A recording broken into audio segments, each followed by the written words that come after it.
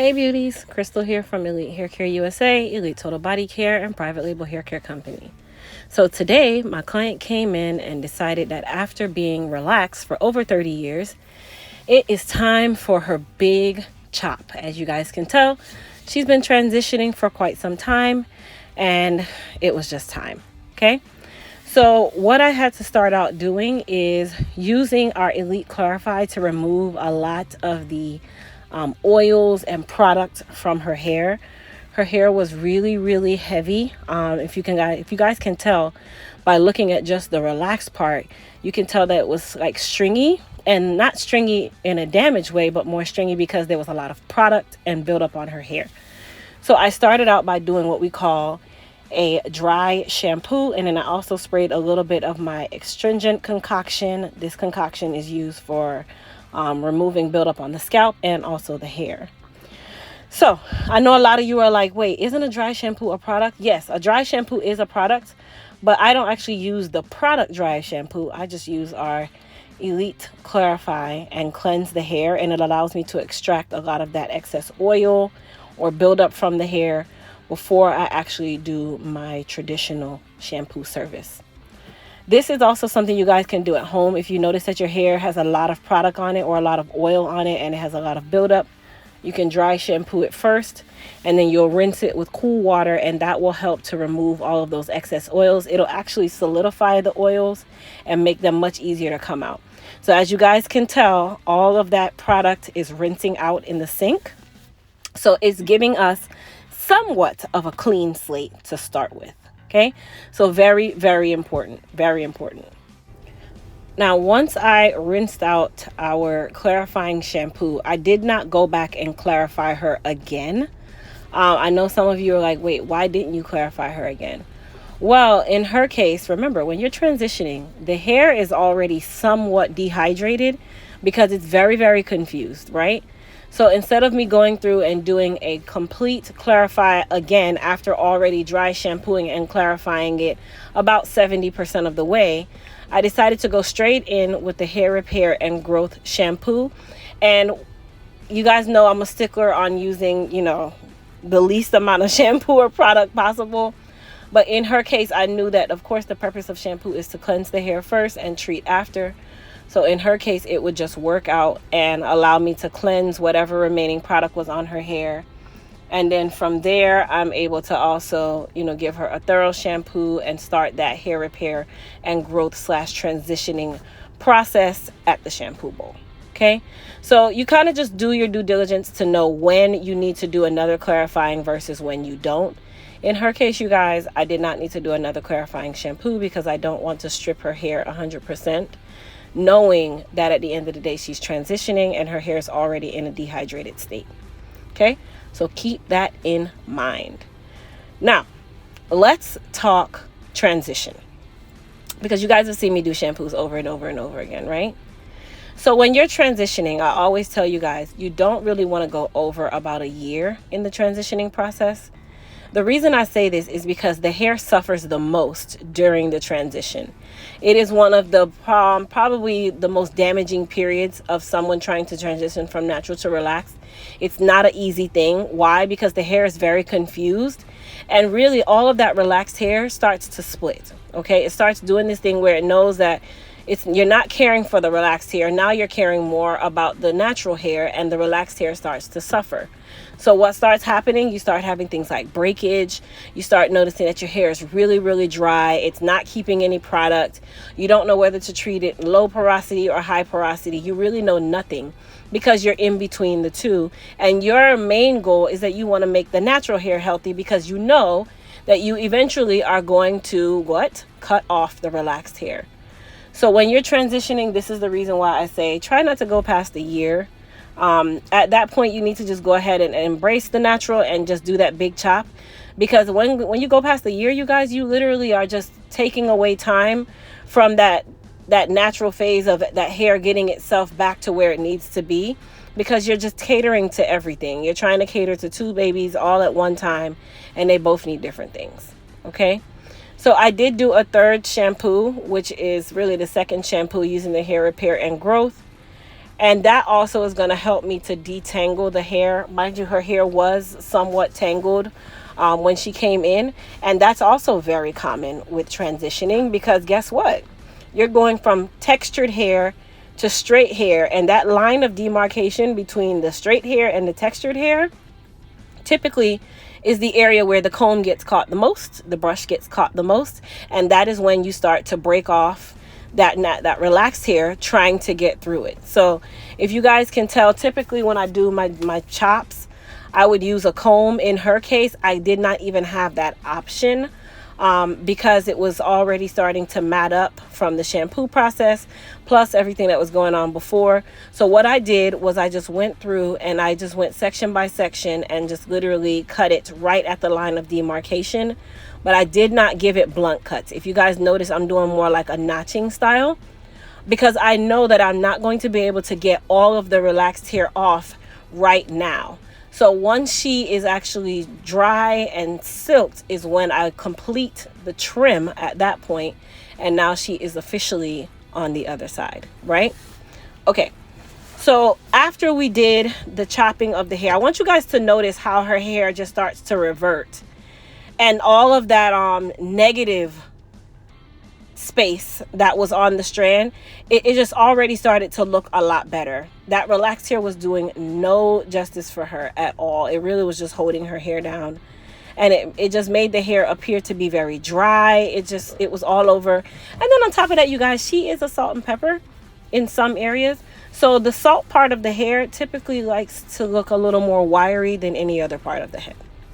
So now that all of that relaxed hair, or about 90% of it, is off, what I'm doing now is going through and I'm just doing a semi-permanent color on her hair. This is going to, of course, boost the shine. It's also going to help cover her silver. And then the semi-permanent color, it's not going to really do any form of damage to the hair. It's really just a deposit only outer layer of color. Okay, it doesn't last as long as permanent or demi-permanent, but in her case, you know, it's just going to revive her hair. It's just going to give it this appearance of shininess and this great luster. And at the same time, as I said before, it's going to cover the silver streaks, but it's not going to make it where everything is going to be one color. It'll kind of look like highlights because she has her salt and pepper all over her head, whereas it's not just at the scalp level. So this kind of works out for her. Now, before I go any further, if you haven't already, please don't forget to subscribe to my channel, and also comment down below on this video if you have been transitioning and how long has it taken you to actually transition. I know a lot of you are going to say, I'm transitioning right now. I'm going to cut it off soon. And then there's others that say, well, I transitioned like 3 weeks after I said I was going to go natural. But everybody's journey is different. So share your journey with us in the comments so that you possibly can help someone else, right? Okay, so now her hair is dry. The color service is complete. So I'm going to apply a little bit of the Frizz Tamer and Shine Serum. This is going to be serving as our heat protectant and also a shine booster when we are doing our silk out. Now, if you guys can tell, she has a lot of hair. And I thought this was going to take me a very long time to silk, and it actually did not. Her hair was so easy to silk. It was like butter. It was just like butter. So let's talk about silk pressing, because I know I get that question a lot. Can you transition and still silk press your hair? Absolutely. What I tell people is you want to make sure that whomever is silk pressing your hair, that they understand bonds and understand that when it's time to back off on silk pressing the hair so often. You also want to make sure that you're going to someone that understands the art of silk pressing, because some people will literally go straight in with the hottest thing that they can find, and then after that you start having heat damage and can't revert. And my number one goal is always to make sure that my clients are able to revert if they choose to. I have some clients who likes their hair to be heat trained, basically meaning breaking the bond and keeping their natural hair straight, but they don't want a relaxer. So it's just dependent on what your needs are. But I always say, if you are transitioning and you want to still get your hair straightened, just make sure that you find the right stylist that understands the art of this particular service. And I call it an art because not everybody understands how to do it, you guys. Okay? All right, cool. So the iron that I'm using, this is the H2 Pro, I think it's Black Diamond. I always can never remember that part, but it is a 1-inch titanium iron. If you are doing silk pressing at home, I do not recommend titanium irons. Why? Because you will silk press a lot more than you will come into the salon. And I feel like that is going to just do more damage than good.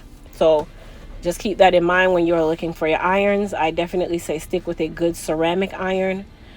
Take smaller sections and just wrap your hair at night so that you're not pressing it as much.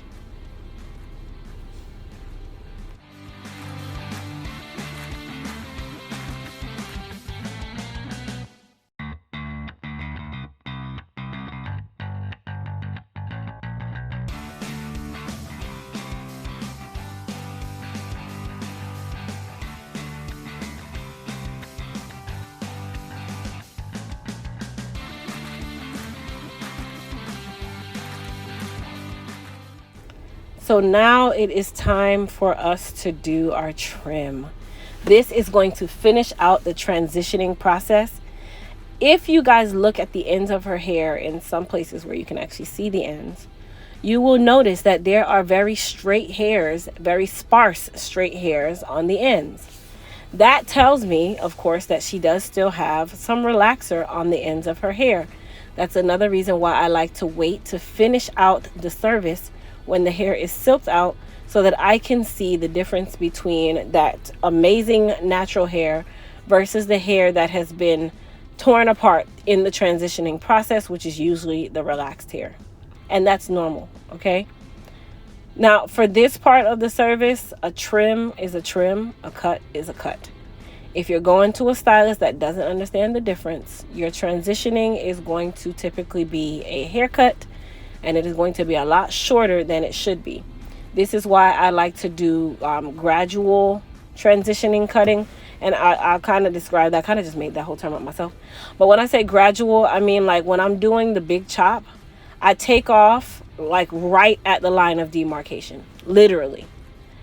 That's what I stop at. And then when it's time for the client to get silked out, and now I'm trimming them just to clean it up at the end, I can catch all the little relaxed hairs that I was not able to catch when I was doing the preliminary cut itself or the big chop itself. Some stylists do this the different way. They will literally just hack at the hair and not try to preserve any length because all they know is you want a big chop. But for me, my goal, of course, is to give you as much length, but also get you out of that transitioning phase so that you are good to go going forward. I want you guys to take a look at her hair as well. After it was silked, she has great density. She has amazing volume. She has great luster to her hair. You notice the semi-permanent color adhered. It didn't change all of her color because she is silver and white, but it gave that appearance of highlight, low light kind of look. So I did spray a little bit of hairspray on her hair for me to start the styling part of the process. I'm taking large sections at this point. Her hair is already silked out. I hate to see a stylist do small pieces after you've already silked the hair, blow dried the hair. You've already done so much with it. Why are you taking such small sections to style the hair? That is not going to do anything more than start the process of breaking the bond already, and you're right at the beginning of their journey, right? So don't hinder the beginning of their journey, especially for my hairstylist friends out there. Be mindful, of everything you do at what stage of the process, okay? All right. So I know you guys are like, oh, what hairspray was that? That was Sebastian Shaper Plus. I talk about it all the time in my videos. We are working on our own hairspray in the making. But outside of that, you guys, let's talk about Aftercare. So for her Aftercare, she's now, of course, going to follow her trim schedule of being natural. She now also wants to go and determine what her porosity is. That's very important. And then, of course, her texture is what she's also going to look at as well. That is going to determine what products she will use going forward, whether it be strengthening products or moisturizing products. But in my honest opinion, based on her hair, from me just working with it, she definitely is going to be in the moisture area, but she will also need some strengthening as well. Why? Because guess what? The hair, in order for it to be healthy, it needs an equal balance of moisture and strength. Not everyone needs 50-50. Some people need 75% moisture, 25% strength. Others need 25% moisture, 75% strength. So it's really going to just be determined based on your hair type, what you do with it. I definitely would suggest at this phase of the process to not jump into braids. You want to just try to keep that hair out and allow that hair to just flourish at the beginning of this process, because it's just gone through a very large, or not large, a very, just say it went through a change. I couldn't think of the word. But like I said, you guys, so we are near the end of this video. Her hair is beautiful, nice and shiny and soft. You notice that the comb is not getting caught in her hair, meaning that those relaxed ends are gone and she is now fully natural. Her style was beautiful. She loved it. I loved it. We loved it. And I hope you guys liked it as well. Outside of this, she'll wrap her hair at night and use a stocking cap. And then for her aftercare products at home, she definitely still be using the Hair Repair and Growth shampoo and conditioner. I wouldn't silk press it as much, only when it's like special occasion. And then of course she can retouch her color when she's ready. So I hope you guys enjoyed, and thanks so much for watching.